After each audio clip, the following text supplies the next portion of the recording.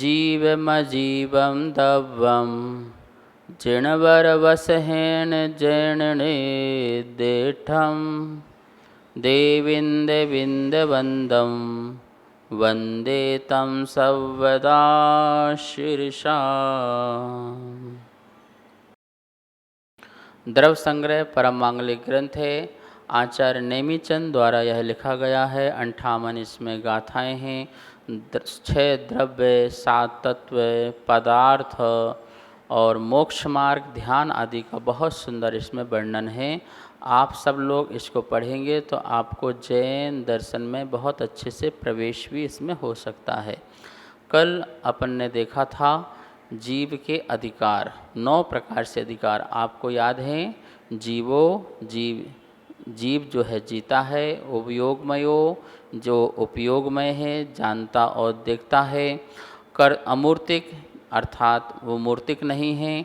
जीव कर्तृत्व, कर्ता का अधिकार, जीव करता है। सदेह परिमाण, उसका अपना परिमाण है। भोक्तृत्व अधिकार में जीव भोगता है और संसार में रहता है इसलिए संसारी है। संसार को नाश करके सिद्ध बन सकता है इसलिए सिद्ध भी है। और सिद्ध बन करके वह ऊर्ध्वगमन की ओर स्वभाव से जाता है। इस प्रकार से वह स्वभाव से ऊर्ध्वगामी भी है। ऐसा 9 प्रकार के अधिकार। प्रश्न कल चल रहा था कि ये 9 अधिकार यहाँ पर नेमिचंद स्वामी ने क्यों बताए हैं। क्योंकि अन्य जो मत हैं, दर्शन हैं, वो इन गुणों को कोई इन गुणों को मानता नहीं है।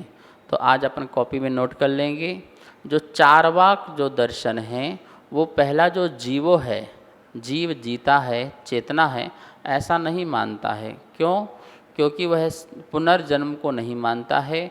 जीव पंचभूत से पैदा हुआ है और पंचभूत में ही मिल जाएगा, ऐसा वो मानता है। इसलिए चारवाक दर्शन जो है, पहला जो अधिकार जीवो है वह उसको स्वीकार नहीं करता है, अर्थात जीव द्रव्य को चेतना से युक्त नहीं मानता है।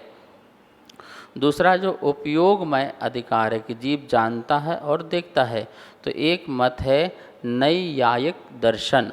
ये दर्शन जो है मुक्त जो जीव हो जाते हैं उनमें ज्ञान, दर्शन, गुण रहित ऐसा मानता है। अब उसमें ज्ञान नहीं है, उसमें दर्शन नहीं, मतलब जो सिद्ध भगवान हैं तो सिद्ध भगवान में अब ज्ञान नहीं है, दर्शन नहीं है, ऐसा वो मानता है कि जीव मुक्त हो गया तो उसमें क्या ज्ञान, क्या दर्शन।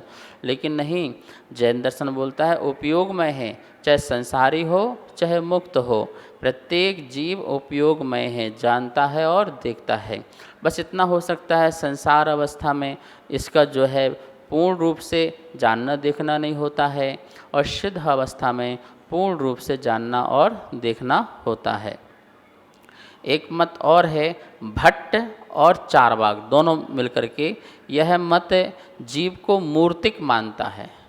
स्वाभाविक है मूर्तिक मानेगा, क्योंकि वो तो बोलता है पंचभूत से पैदा हुआ है, तो पंचभूत जितने भी हैं वो कैसे हैं, वो मूर्तिक हैं, तो वो मूर्तिक मानता है। जीव अमूर्तिक नहीं है, मूर्तिक है ऐसा मानता है। पर हम कहते नहीं, जीव कैसा है, अमूर्तिक है, वो रूप रस गंध वर्ण आदि से रहित है।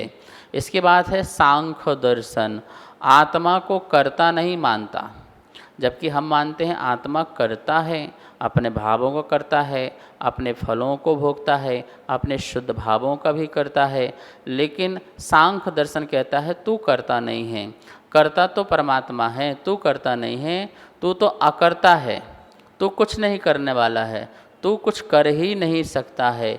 जो कुछ होता है वो ब्रह्मास्मि, मैं एक ब्रह्म हूँ, ब्रह्म ही जो है वो करने वाला है, तू कुछ करने वाला नहीं है, तू पाप करने वाला नहीं है, तू पुण्य करने वाला नहीं है, तू कुछ भी करता नहीं है। इस प्रकार से ऐसा वहाँ उपदेश दिया जाता है। लेकिन जैन दर्शन बोलता नहीं, हम करता हैं, हम शुभ भावों के करता हैं, हम शुद्ध भावों के करता हैं, हम कर्मों के फलों को कर्मों को करने वाले भी हैं, शुभ कार्य करने वाले हैं, अशुभ कार्य करने वाले हैं। इस प्रकार से यह सांख्य दर्शन जीव को कर्ता नहीं मानता, अकर्ता मानता है। ये 3 दर्शन और एक साथ मिलकर के नैयायिक, मीमांसक और सांख्य, ये तीनों दर्शन में एक बात आई है कि आत्मा को शरीर प्रमाण ना मान करके हृदय कमल में स्थित वट वृक्ष के बीज के बराबर मानता है। हम तो मानते हैं कि आत्मा जैसे शरीर बराबर है, नख से लेकर के चोटी तक पूरे में हमारे संपूर्ण शरीर में आत्मा है, लेकिन वो कहते हैं आत्मा वहाँ नहीं है, हृदय कमल है और हृदय कमल में एक बीज जैसे बट का बीज होता है, उस बीज की भांति जो है आत्मा यहाँ पर है, बाकी कहीं भी आत्मा नहीं। बाकी बोलते हैं वो सब जगह मन भाग रहा है, आत्मा तो यहीं पर है। लेकिन जैन दर्शन ऐसा स्वीकार नहीं करता है। आत्मा कहता है, जैन दर्शन कहता है सदेह परिमाण, जितना देह है उतने प्रमाण जो है आत्मा होती है। ऐसे बहुत सारे दर्शन, कोई बोलता है कि यहाँ पर आत्मा है, कोई बोलता है सिर्फ यहाँ पर आत्मा है, कोई बोलता है सिर्फ यहाँ पर आत्मा है। तो ऐसे डिफरेंट दर्शन वाले जो हैं अलग अलग आत्मा का जो है आकार मानते हैं। लेकिन जैन दर्शन कहता है कि जो जीव जिस शरीर को धारण किया हुआ है उस शरीर प्रमाण उसका जो है आकार हुआ करता है। इस प्रकार से ये जानना। और भी जो बौद्ध दर्शन हैं आत्मा को क्या मानते हैं? क्षणिक मानते हैं। क्या मानते हैं? क्षणिक मानते हैं। वो कहते हैं आत्मा जो है क्षणिक है, हर समय बदलती है, वो नित्य नहीं है, नित्य नहीं है, आत्मा अनित्य है, ऐसा स्वीकार करते हैं। सदा शिवमति एक मत है, सदा शिवमति आत्मा को सदा सर्वक और मुक्त मानते हैं, इसलिए वो भोगता नहीं है संसार में। बोले क्या भोगेगा? बोले वो तो मुक्ति है, सर्वज्ञ है। कैसा मानते हैं वो? कि सर्वज्ञ है, उसको तो पूर्ण ज्ञान है, आत्मा को हर हालत हर अवस्था में आत्मा को संपूर्ण ज्ञान है और वो मुक्त है, वो शरीर से भी नहीं बंधा, कर्म से नहीं बंधा, किसी से नहीं बंधा, वो उसे कोई बांध ही नहीं सकता, वो बंध ही नहीं सकता। इस प्रकार से जो बात करते हैं तो वो एक पक्ष की बात करते हैं। आत्मा को सर्वथा हम भी आत्मा को मुक्त मानते पर सर्वथा नहीं मानते हैं, व्यवहार से भी कर्मों से बंधा हुआ है और आत्मा आत्मा में है, शरीर शरीर में है, ऐसे हम हालत में मुक्त मान सकते हैं, लेकिन एक पक्ष से ही मुक्त माने ऐसा नहीं मानते हैं। भट्ट व चार्वाक दर्शन आत्मा को सिद्ध नहीं मानते हैं। क्या नहीं मानते हैं? कि आत्मा कभी भी जो है वो सिद्ध नहीं हो सकती है, मतलब शुद्ध नहीं हो सकती है, वो इसी प्रकार से ही रहेगी, तो वो सिद्ध नहीं मानते हैं। ऐसे अनेक प्रकार के और भी मिथ्या मतों का खंडन हो सकता है। देखिए, जब तक हम जीव के बारे में सही नहीं समझेंगे, नहीं जानेंगे, तो फिर हम उसको कैसे प्रकट करेंगे? यदि हमारी धारणा ऐसी बनी रही कि मैं तो कभी मुक्त नहीं हो पाऊंगा, तो फिर हम क्यों पुरुषार्थ करेंगे? यदि मेरी धारणा ऐसी बनी रही कि भाई ये तो मैं 5 वस्तुओं से मिलकर के बना हूँ और बाद में ये मिट्टी हो जाएगा, तो आत्मा मिट्टी हो जाएगी, तो फिर मैं अगले जन्म के लिए अच्छा कर्म क्यों करूँगा?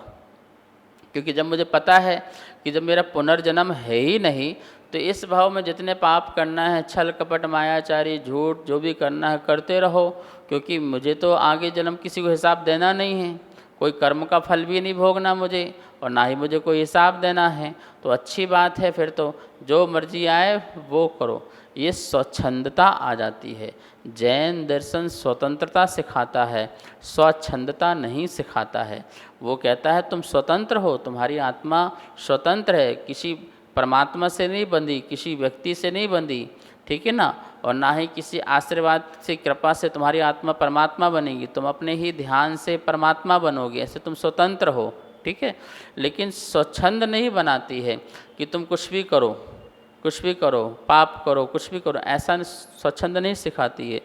तो इस प्रकार के सिद्धांतों का यदि हम नक्की कर लेते हैं और निर्णय कर लेते हैं, तो फिर हमें सम्यक दर्शन की प्राप्ति भी होगी और हमारा मोक्ष मार्ग सधेगा। जब तक हमारे मन में बहुत सारे भ्रम जाल बनते रहेंगे, तब तक हम कैसे मुक्त होंगे? हमारी अनंत काल से धारणा बनी रहे कि परमात्मा ही हमारा सब कुछ करेगा, तो हम तो उसके चक्कर में पड़े रहेंगे ना, फिर तो हम तो अपना पुरुषार्थ करेंगे नहीं। भैया सुख देना तो वही देगा, दुख देना तो वही देगा, हम कौन है करने वाले, ऐसी भावना बनी रही तो हमारे अनंत काल बीत जाएंगे। जो मत कहता है कि ये आत्मा शुद्ध नहीं हो सकती है, सदा ही अशुद्ध रहेगी, और संसार में ही रहेगी, क्योंकि उनका मत है कि भक्त भक्त रहेगा और भगवान भगवान रहेगा। भक्त कभी भगवान नहीं बनेगा। जो भक्त कभी भगवान नहीं बनेगा तो वो अशुद्ध ही रहेगा, सिद्ध नहीं बनेगा। तो ऐसी धारणा मेरी बन जाए कि ओहो हम तो संसार में ऐसे ही रहेंगे, भगवान की भक्ति करते रहो और उनसे हमें उनकी कृपा से हमें कुछ मिलता रहेगा और हम संसार के सुख भोगते रहेंगे, कभी दुख कभी सुख, और फिर हम तो कुछ कर नहीं सकते, हम इन जैसे बन नहीं सकते। जब हमारी धारणा में ये बात आ गई कि हम इन जैसे बन नहीं सकते हैं, तो बोलिए फिर आप पुरुषार्थ करेंगे क्या? फिर आप सब चीज़ को छोड़ कर के जंगल जाएंगे क्या और ध्यान मुद्रा में बैठेंगे क्या? बोले क्यों बैठना, जब हम भक्त ही रहेंगे, भगवान नहीं बन सकते हैं, तो फिर हम क्या करें? लोग संसार में पुरुषार्थ करते हैं कि मुझे भगवान मिल जाए, वो भगवान से मिलन करना चाहते हैं। जितने भक्त हैं भगवान से मिलन करना चाहते हैं। क्यों मिलना चाहते हैं? भगवान से मिलन हो जाए और हमें संसार का सुख मिल जाए और उनकी कृपा हम पर बरस जाए, वो हम पर प्रसन्न हो जाएं, बस इसके लिए हम भगवान से मिलना चाहते हैं। पर जैन दर्शन कहता है नहीं, हम भगवान से नहीं मिलना चाहते, हम तो स्वयं भगवान बनना चाहते हैं। ऐसी शक्ति हमारे अंदर मौजूद है, ऐसा भगवान महावीर स्वामी ने हमें बताया है। तो इन प्रकार के सिद्धांतों को जानने से, इनको पढ़ने से हमारे अंदर कितनी निर्मलता आएगी बताइए। स्वभाव से आत्मा ऊर्ध्वगमन करती है। यदि हम इस बात को नहीं जानेंगे तो क्या बात आएगी? वो तो ये बोलेंगे परमात्मा ऊपर है और हम नीचे हैं, हम कभी ऊपर जा नहीं सकते हैं। क्यों नहीं जा सकते हैं? स्वभाव से ऊर्ध्वगमन हमारा जो है स्वभाव है, हम जा सकते हैं। कैसे जाएंगे? हल्के होके जाएंगे। हम अशुद्ध भावों से हल्के हों, कर्मों से हल्के हों, फिर देखो हम कैसे ऊपर नहीं जाएंगे। अरे अग्नि भी ऊपर जाती है, कितनी सारी वस्तुएं हैं जो ऊपर की ओर जाती हैं। तो हमारा स्वभाव भी कैसा है? ऊपर जाना है, ऊर्ध्वगमन करना है। तो हम ऐसा सिद्धांत रखेंगे तो हम भी भगवान बन सकते हैं। सिर्फ वही भगवान बने हैं, वही सब कुछ चला रहे हैं, ऐसा नहीं है। तो ऐसी बहुत सारी मिथ्या मान्यताएं, मिथ्या धारणाएं जो हैं वो हमसे छूट जाती हैं, निकल जाती हैं। हमारा सम्यक जो है निर्मल हो जाता है। ठीक है ना? तो इसलिए इस दूसरी गाथा के माध्यम से हमें 9 अधिकार पढ़ना बहुत ज़रूरी है।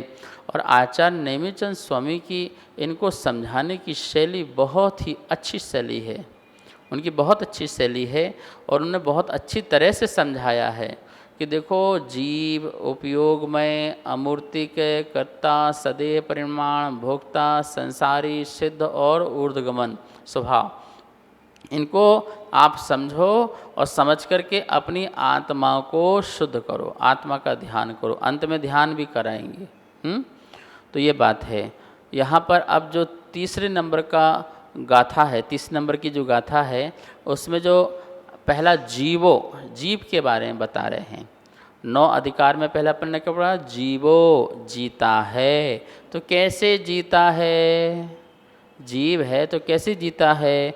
आइए गाथा नंबर 3 का यहाँ पर अपन उच्चारण करते हैं बोर्ड के माध्यम से और अर्थ भी समझते हैं। द्रव्य संग्रह गाथा नंबर 3। तिक् काले चदुपाणा इंद्रिय बल माऊ आण पाणो या व्यवहारा सो जीवो निश्चय नय दो दू चेदना जस्से। एक बार फिर देखेंगे। तिक्काले चदुपाणा इंद्रिय बल माऊ आण पाणो या व्यवहारा सो जीवो निश्चयने दू चेदना जस्से। ठीक है, समझ में आया? अब इसको हाथ जोड़ करके सभी लोग पढ़ेंगे। तिक्काले चदुपाणा इंद्रिय बल माऊ आण पाणो या व्यवहारा सो जीवो निश्चय नय दो दूचेदना जस्से। ऐसा इसको पढ़ना है। तिक काले तीन काल में, चदुपाणा चार प्राण, चदु मतलब चार, पाणा मतलब प्राण, चार प्राण कौन कौन से?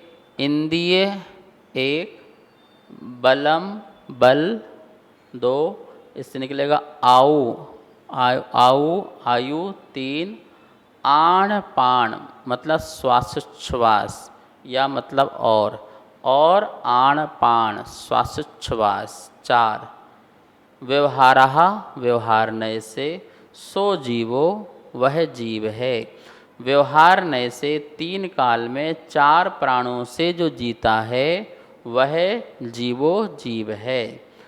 दो और किंतु निश्चय नय दो, निश्चय नय से, दो मतलब और भी हो सकता है तथा भी हो सकता है, अलग अलग प्रसंग में अलग अलग अर्थ होता है। तथा निश्चय नय दो, निश्चय नय से जस जिसके चेतना होती है, सो जीवो वह जीव है। यहाँ पर जीव की परिभाषा दो प्रकार से बताई, ठीक है, व्यवहार नय से और निश्चय नय से।